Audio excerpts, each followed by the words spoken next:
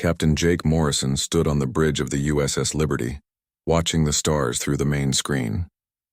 3 years ago, humanity had built their first ship capable of traveling faster than light. Now they were farther from Earth than any human had ever been. "Captain, I'm picking up something strange," said Dr. Lisa Carter from her science station. She was the ship's chief scientist, a woman who had spent her whole life studying space. "There are energy readings coming from the next star system." Jake walked over to look at her screen. The Liberty carried 200 people, all volunteers who wanted to explore the galaxy. They had been traveling for 6 months looking for signs of life beyond Earth. "What kind of energy?" Jake asked. "I don't know. It's not natural." "Something made this," Lisa said, her fingers moving quickly over the controls. "Captain, I think we found them." Jake knew what she meant. For decades, humans had wondered if they were alone in the universe. Now they might have their answer. "Set course for the system," Jake ordered. "But keep our weapons ready." Lieutenant Commander Alex Turner looked up from his station. He was in charge of the ship's weapons and defenses. "You think they might be hostile?" "I don't know what to think," Jake said. "But we should be careful." The Liberty jumped to faster-than-light speed. When they came out near the strange system, they found ships waiting for them. The alien vessels were huge, dark, and covered in spikes. They looked like they were built for war. "Those aren't exploration ships," Alex said quietly. Before anyone could respond, the alien ships opened fire. Bright energy beams hit the Liberty's shields, making the whole ship shake. "Return fire," Jake shouted. Alex's hands flew over his controls, sending the Liberty's weapons toward the enemy ships. But their shields were strong and the human weapons barely scratched them. "Captain, they're trying to talk to us," said Communications Officer Jenny Walsh. "Put it on screen." The main screen showed a creature that made everyone on the bridge step back. It was huge, maybe 8 feet tall, with green scales and red eyes. Sharp teeth filled its mouth and long claws extended from its hands. "I am Warlord Krextor of the Vorthak Empire," the creature said in perfect English. "You will surrender your ship. Your species will make good slaves." "Like hell we will," Jake said. "This is Captain Morrison of the United Earth vessel Liberty. We came in peace, but we'll defend ourselves." Krextor laughed, a sound like breaking glass. "Defend? You are weak, soft creatures. We have conquered 100 worlds. Your tiny ship is nothing." The alien ships attacked again, this time with more power. The Liberty's shields started to fail. "Hull breach on Deck 7, reported Engineer Maria Santos over the comm system. She was down in the engine room, trying to keep the ship running. "I'm sealing it off, but we can't take much more of this."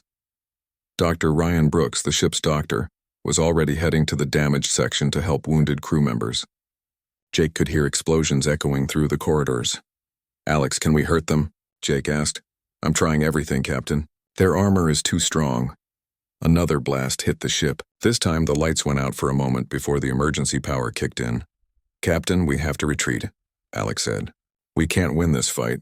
Jake hated to run, but Alex was right. The Liberty was dying around them, and they had people to protect. "Maria, can you get us out of here?" "I can try, Captain.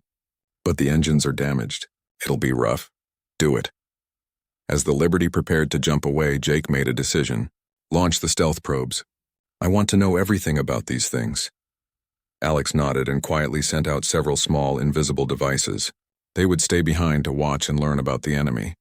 The Liberty jumped to faster-than-light speed just as another alien attack would have destroyed them. They were safe, but barely. On the alien command ship, Warlord Krextor studied the readings from the battle. His officer, Champion Hunter Zelketh, stood beside him. "They fought well for such weak creatures," Zelketh said. "Most species surrender when they see our ships." "Yes," Krextor agreed. "They were afraid, but they still fought." "Interesting. Should we follow them?" Krextor thought about it. In all his years of conquest, he had never seen prey fight so hard when they were clearly going to lose. Most species gave up when they realized they couldn't win. These humans kept fighting even when their ship was falling apart. Yes. Find their homeworld. This could be an interesting hunt. Back on the Liberty, Jake sat in his captain's chair looking at the damage reports. 23 people were hurt, but no one was dead. The ship would need major repairs. "How long to get back to Earth?" he asked Maria. 4 weeks, maybe 5. I have to fix a lot of things. Dr. Carter was studying the data from their brief encounter. "Captain, those weren't pirates or raiders. That was a military fleet.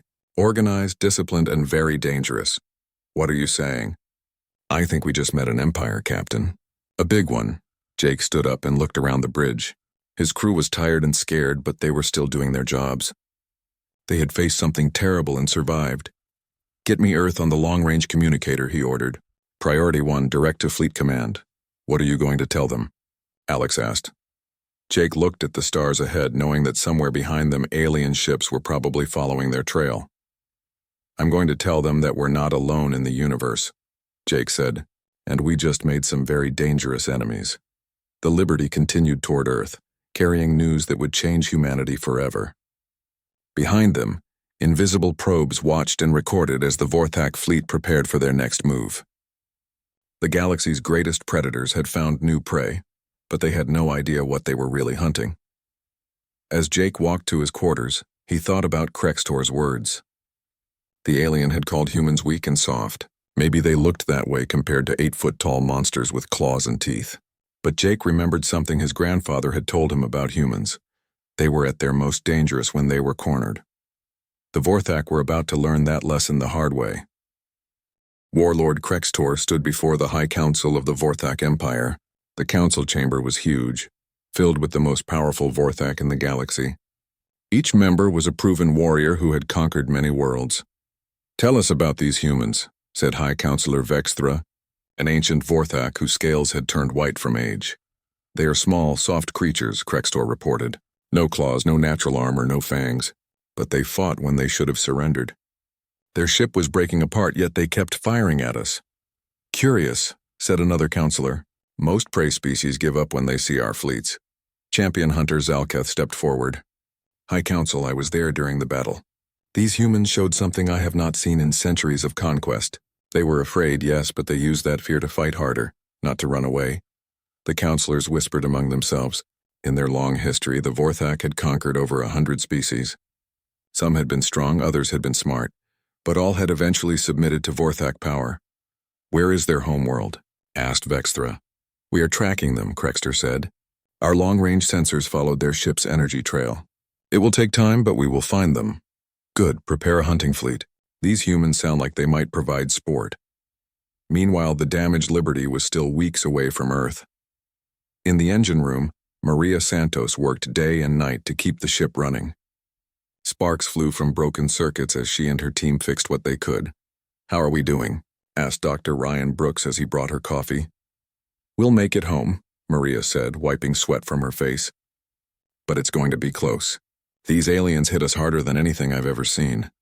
On the bridge, Dr. Lisa Carter studied the data they had collected during the battle. The stealth probes were still sending information from the alien system. Captain Morrison, you need to see this, she called. Jake came over to her station. On the screen was a star map showing dozens of systems, all marked with Vorthak symbols. This is their empire, Lisa explained. Based on the probe data, they control at least 50 star systems. Each one probably has billions of people. How many of those people are slaves? Jake asked quietly. According to the communication signals we intercepted, probably all of them. The Vorthak don't seem to make friends. They just take what they want. Jake stared at the map. Earth was just one small world with 8 billion people. The Vorthak Empire was huge beyond imagination. Have you learned anything about their technology? Some, Lisa said. Their ships are powerful, but not impossible to understand. They're maybe 50 years ahead of us in most areas. The real problem is they have so many ships. 4 weeks later, the Liberty finally reached Earth. As they approached the planet, Jake could see the orbital defense platforms and military bases that protected their home. It all looked so small compared to what they had seen. Admiral Patricia Hayes was waiting for them at the space station. She was a tough woman who had commanded Earth Space Forces for 10 years. When Jake finished his report, her face was grim. So we have aliens and they want to enslave us, she said. That's about right, Jake replied. And they're already tracking us here. Admiral Hayes called an emergency meeting of the United Earth Defense Council. Politicians and military officers from around the world gathered to hear the news. How long do we have? Asked General Kevin Stone, the head of Earth's ground forces. Dr. Carter had been working on that question. Based on their ship speed and our jump trail, maybe 3 months. 4 if we're lucky. That's not enough time to build a fleet, said one politician. No, Admiral Hayes agreed, but it's enough time to get ready to fight. She turned to the room full of worried faces. I won't lie to you. These aliens are stronger than us. They have better weapons, more ships, and centuries of experience in war. But they've never fought humans before. General Stone nodded. What do you need? Everything. Every ship we can build or convert. Every weapon we can make. Every person willing to fight. While the politicians argued about budgets and strategies, Dr. Amanda Foster was already at work in her laboratory. She was Earth's leading expert on alien technology, even though she had never seen any until now. These energy weapons are impressive, she told her team as they studied debris from the battle. But I think we can do better. Her assistant, Dr. Carl Peterson, looked doubtful. How? They've had centuries to perfect this technology. Because they're not thinking like humans, Amanda said. Look at these designs. They're built for power and intimidation. Big, scary, effective. But humans don't fight like that. We're sneaky, we adapt. We use what we have.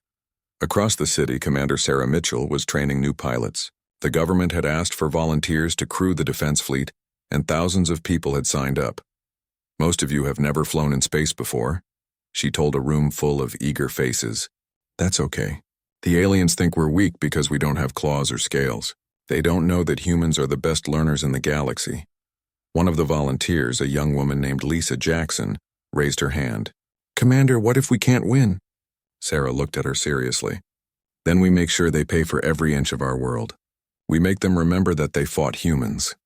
Meanwhile, in the asteroid belt between Mars and Jupiter, mining operations were being converted to military use.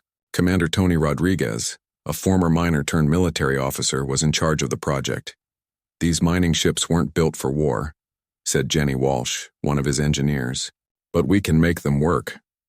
The aliens expect us to meet them in open battle, Tony said. But miners know something about fighting in space that Navy officers don't. Out here, every rock can be a weapon. Back on the alien homeworld, preparations were also underway. Warlord Krextor had been given command of the hunting fleet. 50 ships, each one capable of destroying a city. When do we leave?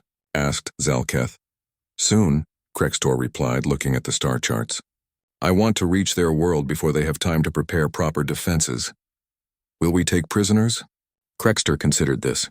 Some. The strongest ones might make good slaves. The rest, he shrugged. The hunt is more important than the prey. As the weeks passed, both sides prepared for war. The Vorthak sharpened their weapons and loaded their ships with battle thralls from conquered worlds.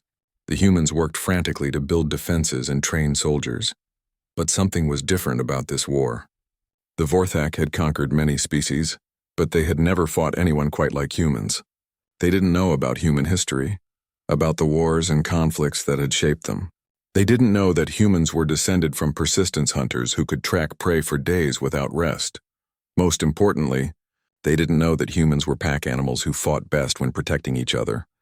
Earth would soon teach them these lessons in the hardest way possible. 3 months after the Liberty's return, long-range sensors detected the Vorthak fleet entering the solar system. 50 massive warships appeared at the edge of human space, their dark hulls bristling with weapons. Warlord Krextor stood on his command ship's bridge, studying the primitive solar system before him. This is their home? One small world and a few mining colonies? Yes, my lord, replied his sensor operator. But we're detecting unusual activity in the asteroid belt. Miners hiding in the rocks, Krextor said dismissively. We'll deal with them after we take the planet. He was wrong. Commander Tony Rodriguez floated in the command center of Mining Station Alpha, watching the Vorthak fleet on his screens. Around him, former miners like Jenny Walsh and Bobby Chen prepared their converted ships. Remember, we're not trying to destroy them, Tony said over the comm system. We just need to slow them down and make them angry. Copy that, Commander, replied Bobby from his ship, the converted ore hauler Prospector. Let's show these aliens what asteroid miners can do. The Vorthak fleet moved toward Earth in perfect formation, their ships arranged like a spear pointed at humanity's heart.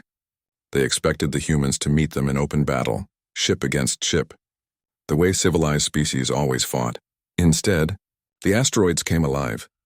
Hidden mining ships emerged from behind rocks, firing improvised weapons and disappearing again before the Vorthak could respond. Chunks of metal and ice, accelerated to incredible speeds by mining equipment, smashed into alien shields. What is this? Krextor demanded as his fleet's perfect formation broke apart. They're fighting like cowards. My lord, they're using the asteroids as cover, reported his tactical officer. We can't get a clear shot. Jenny Walsh piloted her ship, the Rockhopper, through a gap between two asteroids. She fired a spread of mining charges at a Vorthak cruiser, the explosions lighting up the dark of space. Direct hit on target 7, she reported. Their shields are down 20%. The Vorthak tried to pursue the mining ships, but the humans knew every rock, every hiding place in the belt. They had been working here for decades, and now that knowledge became a weapon. This is annoying, Zalketh said to his commander. Should we bypass the asteroid belt and attack their planet directly? Krextor's pride wouldn't allow it. No, we are Vorthak warriors. We don't run from miners, but the mining ships weren't trying to win. They were buying time. Near Mars, Admiral Patricia Hayes commanded the combined Earth fleet from her flagship, the UES Defiance. The ship had been built in record time using technology stolen from the Liberty's encounter with the aliens. Admiral, the mining operation is working, reported Captain Elena Vasquez from the bridge. The alien fleet is scattered and frustrated. Good.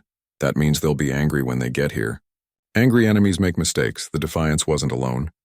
Dozens of Earth ships waited in Mars orbit, along with converted civilian vessels crewed by volunteers.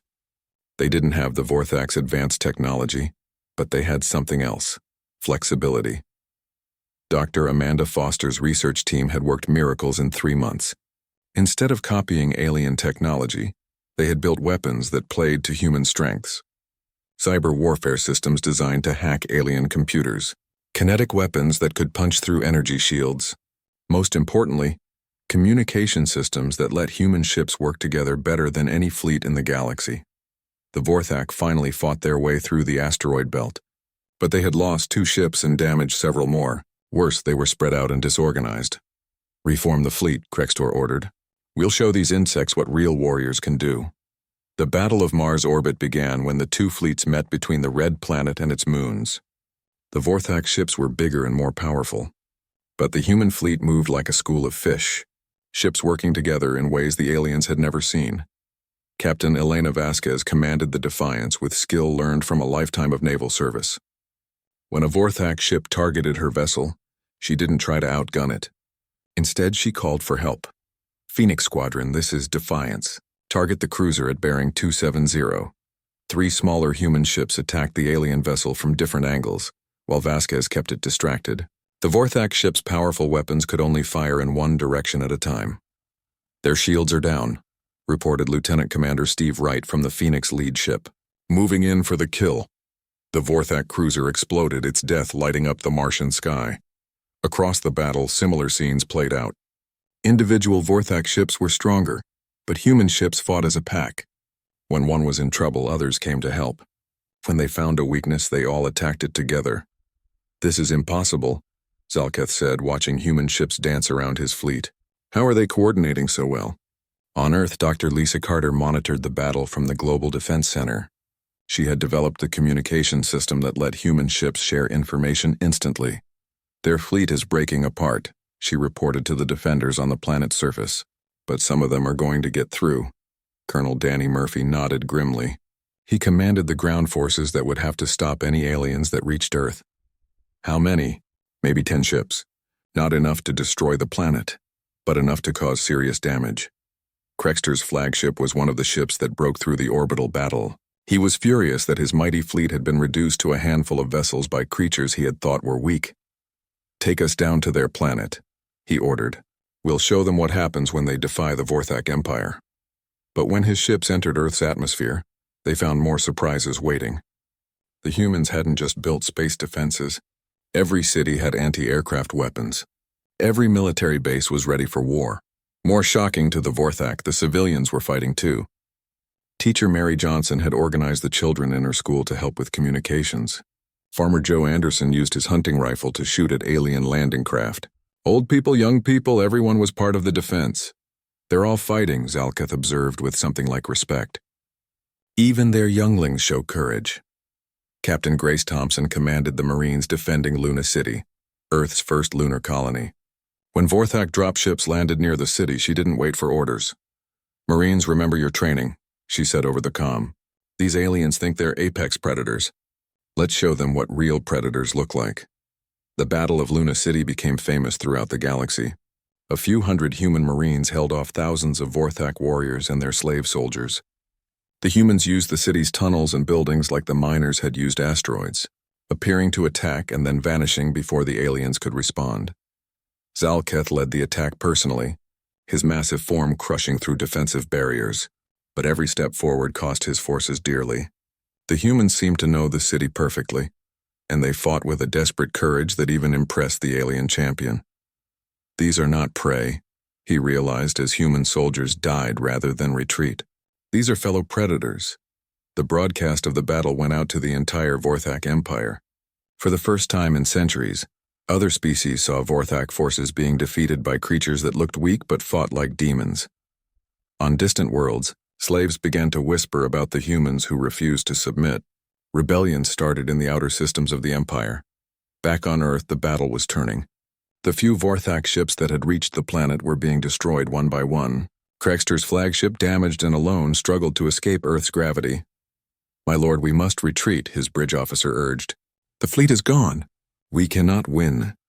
For the first time in his life, Krextor was forced to run from battle. As his ship limped away from Earth, he thought about what he had seen. The humans had fought like no species he had ever encountered. They were individually weak but collectively strong, afraid but not cowards, soft but not helpless. Most disturbing of all, they had fought to protect each other rather than just themselves. On Earth, the celebrations were mixed with grief. The planet had survived, but at a terrible cost. Thousands of people had died defending their world. Admiral Hayes looked at the reports from the battle. The Vorthak Empire was huge and powerful, but they had been defeated by humans who refused to give up. "What happens now?" asked General Stone. Hayes looked up at the stars where Earth's ships were already pursuing the retreating aliens. "Now we take the fight to them," she said. "It's time to show the galaxy that humans protect more than just themselves." 6 weeks after the failed invasion of Earth, the Vorthak Empire was in chaos. Reports of the defeat at Luna City had spread across the galaxy, and slave worlds were rising in rebellion. Warlord Krextor stood before the High Council once again, but this time his head was bowed in shame. His magnificent fleet had been reduced to 5 damaged ships, and the humans were somehow following him. "Explain this disaster," demanded High Counselor Vexthra, her ancient voice sharp with anger. "The humans are not what they appear to be," Krextor said. "They look weak, but they fight like us."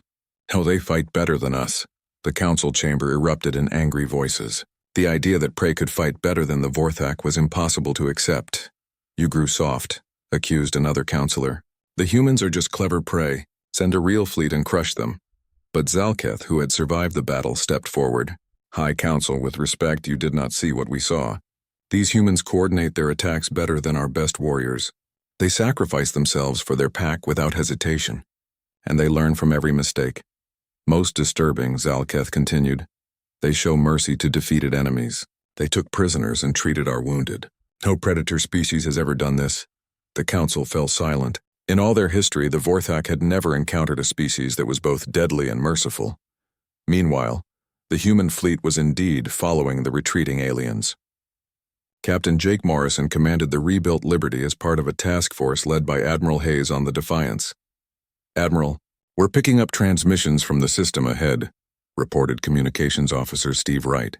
"Multiple species all broadcasting rebellion messages." Admiral Hayes smiled grimly. "So the word is spreading. How many systems are in revolt?" Dr. Lisa Carter, now the fleet's chief intelligence officer, studied her displays. "At least 12 systems showing signs of rebellion. The Vorthak Empire is losing control of their outer colonies. The first liberated world was called Kepler 442b by Earth scientists, but the natives called it home. The blue-scaled Valonians had been slaves for 3 generations, forced to mine precious metals for their Vorthak masters. When the human fleet arrived, they found a desperate battle in progress. A small group of Valonian rebels were fighting Vorthak garrison forces in the planet's capital city.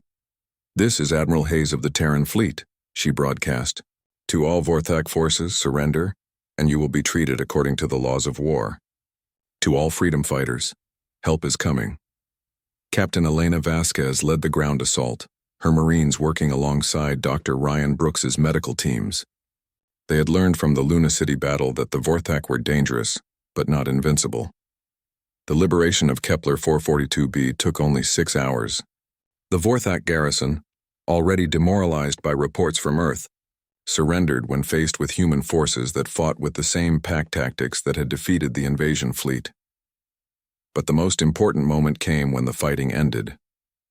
Instead of enslaving the defeated Vorthak or taking revenge, the humans offered medical aid to wounded aliens and promised fair treatment. Veltar, the leader of the Valonian rebels, watched in amazement as human doctors treated Vorthak soldiers alongside Valonian civilians. "Why do you help our former masters?" he asked Dr. Brooks. "Because that's what separates us from them," Brooks replied, working to save a wounded Vorthak's life. "We don't fight because we enjoy it. We fight to protect people." Word of this mercy spread even faster than news of human military victories. Across the galaxy, enslaved species began to realize that the humans were different from other conquerors they had known. The human fleet continued its advance through Vorthak space, liberating world after world. Each victory brought new allies and new insights into the empire they were fighting. On the industrial world of Sigma Draconis, engineer Maria Santos worked with local technicians to understand Vorthak manufacturing. She discovered that their empire relied on forced labor and had grown inefficient over the centuries. "They stopped innovating," she reported to Admiral Hayes. "When you can just take what you want, you don't need to get better at making it." Commander Tony Rodriguez, now leading a mixed fleet of human and alien ships, found similar problems with Vorthak military tactics. "They fight the same way they did 100 years ago. Same formations, same strategies. They never adapted because they never had to." The humans, meanwhile, adapted constantly. Dr. Amanda Foster and her team incorporated new technologies from each liberated world, creating hybrid weapons and defense systems that combined the best of multiple species innovations. Dr. Carl Peterson, working with Valonian scientists, developed new shield technologies that were more efficient than anything the Vorthak had. Linda Taylor led teams that converted captured Vorthak ships for use by liberation forces. But the real breakthrough came from an unexpected source. On the research station orbiting Tau Ceti, human scientists made contact with the Etherians, an ancient species that had been among the first conquered by the Vorthak centuries ago. The Etherians were energy beings who had been forced to power Vorthak machines for generations. Their leader, an entity that called itself Bright Song of Stars, shared crucial intelligence with Dr. Carter.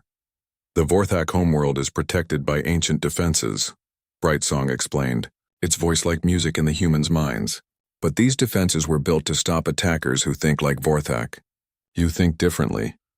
The information revealed that the Vorthak home system was surrounded by automated weapons platforms that could destroy any approaching fleet. The platforms were programmed to target the largest, most powerful ships first, exactly the kind of vessels the Vorthak would use for an attack. But humans don't fight like that, Admiral Hayes realized. "We use coordination and small unit tactics." As the human liberation fleet grew stronger, the Vorthak Empire grew more desperate. Krextor was stripped of his rank and replaced by War Marshal Gorthak, an even more brutal commander. "These humans think they understand war," Gorthak declared to his remaining fleet commanders. "But they have not seen true Vorthak fury." He ordered the conscription of every remaining slave species, creating massive armies of forced soldiers. He also began using terror tactics, destroying entire cities on rebellious worlds to frighten others into submission. The human response was swift and decisive. Captain Morrison, now commanding a squadron of liberation ships, intercepted a Vorthak terror fleet at the agricultural world of Ross 128b. "All Vorthak vessels, this is Captain Morrison," he broadcast.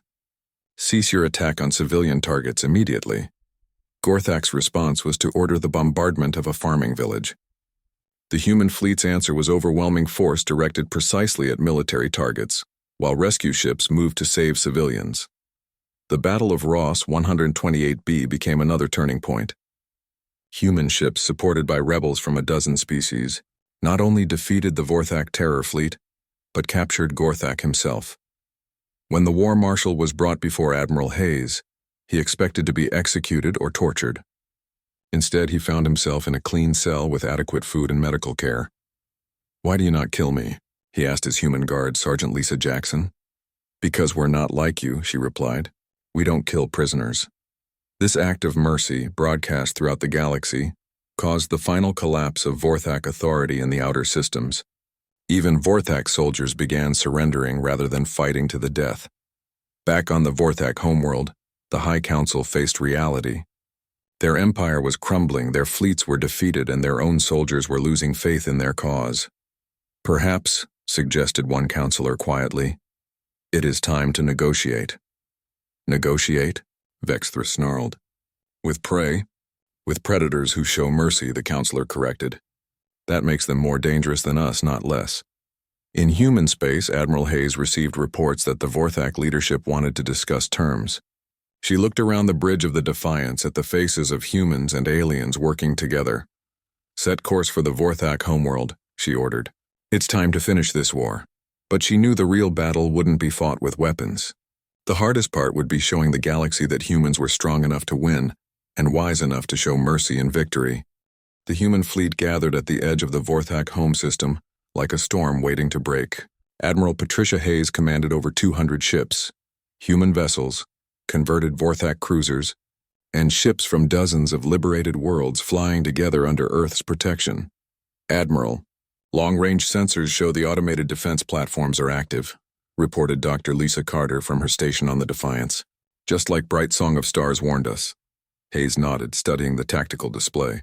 The Vorthak homeworld was surrounded by massive weapons platforms, each one capable of destroying a fleet.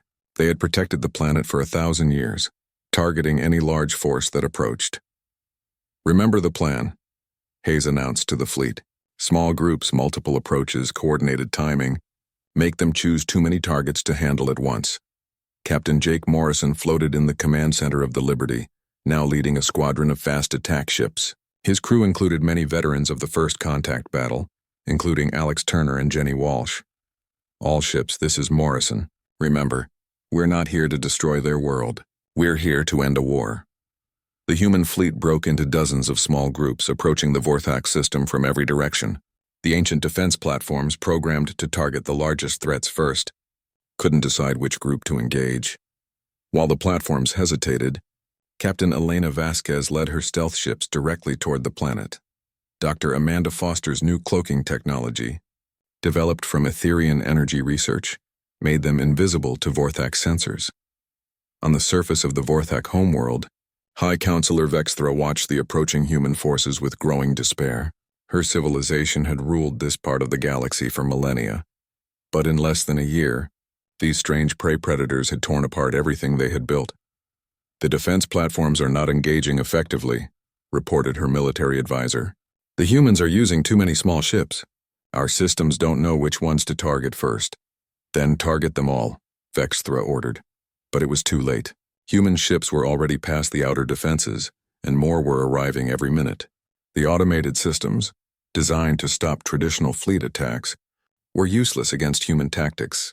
Commander Tony Rodriguez, leading a mixed force of mining ships and rebel vessels, punched through the middle layer of defenses. His ships, crewed by humans and former slaves working together, fought with the coordination that had become humanity's signature. "Defenses are down in Sector 7, he reported. "The way is clear for the main fleet." Admiral Hayes brought the Defiance and the heavy ships through the gap, heading directly for the planet. But instead of targeting cities or military installations, her fleet took position in orbit and began broadcasting. "People of the Vorthak Empire." Hayes's voice reached every receiver on the planet. "This is Admiral Hayes of the Terran Protection Fleet. We are not here to conquer or enslave you. We are here to offer you peace." The broadcast was heard not just on the homeworld, but throughout the remaining Vorthak territories. In the capital city, citizens gathered in the streets to listen to words no conqueror had ever spoken in their history. "We know your leaders started this war by attacking our exploration ship," Hayes continued. "We know they have enslaved dozens of species and caused suffering across the galaxy. But we also know that ordinary Vorthak are not responsible for these crimes." In the High Council chamber, Vexthra listened with growing amazement. "They offer peace? After we tried to enslave them?" "Perhaps," said Champion Hunter Zelketh. We should listen. The old counselor looked at him with surprise. Zalketh had always been one of their most aggressive warriors. I fought these humans, he explained. They could have killed me during the Luna City battle, but they chose to capture me instead. They treated me with honor even though I was their enemy. They are stronger than us, but they choose mercy over vengeance. Captain Morrison's squadron landed at the main spaceport of the Vorthak capital. Instead of weapons, his people carried medical supplies and food aid. Dr. Ryan Brooks set up emergency medical stations to treat anyone who needed help, Vorthak or otherwise. This is confusing, admitted a young Vorthak soldier to Sergeant Lisa Jackson as she helped distribute supplies. Conquerors take things, they don't give things away. We're not conquerors, Lisa replied, handing him a medical kit. We're protectors. There's a difference. The real negotiations took place in the High Council chamber, where Admiral Hayes met with the Vorthak leadership. The massive aliens towered over the humans, but somehow the humans seemed to fill the room with their presence. What are your terms? Asked Vexthra, expecting the usual demands for tribute and submission. First, all slave species in your empire will be freed, Hayes said. Second, your military will be reduced to a defensive force only. Third, you will pay reparations to the worlds you have damaged. And if we refuse? Hayes gestured to the tactical display showing human ships in orbit around every major Vorthak world. Then this war continues until your empire falls completely. But that's not what we want. What do you want? Asked Zalketh. We want you to join the galactic community as equals, not rulers, Hayes replied. We want the Vorthak to use their strength to protect others instead of enslaving them. The negotiations took 3 days. During that time, human medical teams worked alongside Vorthak doctors in the capital's hospitals. Human engineers helped repair damage from the recent rebellions. Most importantly, humans and Vorthak citizens talked to each other as equals for the first time in history. Dr. Carter worked with Vorthak scientists, sharing human technology and learning about alien innovations. The exchange of ideas produced breakthroughs that neither species could have achieved alone. Maria Santos collaborated with Vorthak engineers to design new types of spacecraft that combined human creativity with alien manufacturing techniques. The results were ships that were both more efficient and more beautiful than anything either species had built alone. On the third day, Vexthra made her decision. The High Council accepts your terms, she announced. But I have a question. Why do you offer us partnership instead of simply destroying us? You have the power to do so. Admiral Hayes stood before the assembled Vorthak leaders, representing not just humanity, but all the species that had joined their cause. Because strength without wisdom is just brutality, she said. Yes, we could destroy your empire, but that would make us no different from you. We choose to be better. The Treaty of Vorth Prime was signed that day, ending the war that had begun with a single human exploration ship. The Vorthak Empire became the Vorthak Republic, a member of the new Galactic Protection Alliance. But the real change came in the months that followed. Zalketh, once a champion hunter, became an advocate for reform among his people. He worked with human advisors to transform Vorthak military doctrine from conquest to defense. We were predators, he explained to a gathering of young Vorthak, but predators who had grown lazy and cruel. The humans showed us that true strength comes from protecting others, not from dominating them. Captain Morrison, now promoted to admiral, established the Terran Protection Fleet headquarters on a space station at the edge of former Vorthak territory. Ships from dozens of species flew together under the Earth flag, patrolling the galaxy to prevent other empires from filling the void left by Vorthak collapse. Dr. Carter became the Alliance's chief scientist, leading research projects that combined the knowledge of every member species. Her team's discoveries advanced galactic civilization by centuries in just a few years. On Earth, the victory was celebrated but not forgotten. Memorials honored those who had died defending humanity's freedom, and schools taught children about the importance of showing mercy, even to enemies. The galaxy had changed forever. Where once there had been predators and prey, now there were partners working together for mutual protection and advancement. In her final log entry as commander of the Liberation Fleet, Admiral Hayes wrote, "Humanity succeeded not because we were the strongest or the smartest, but because we understood something our enemies didn't.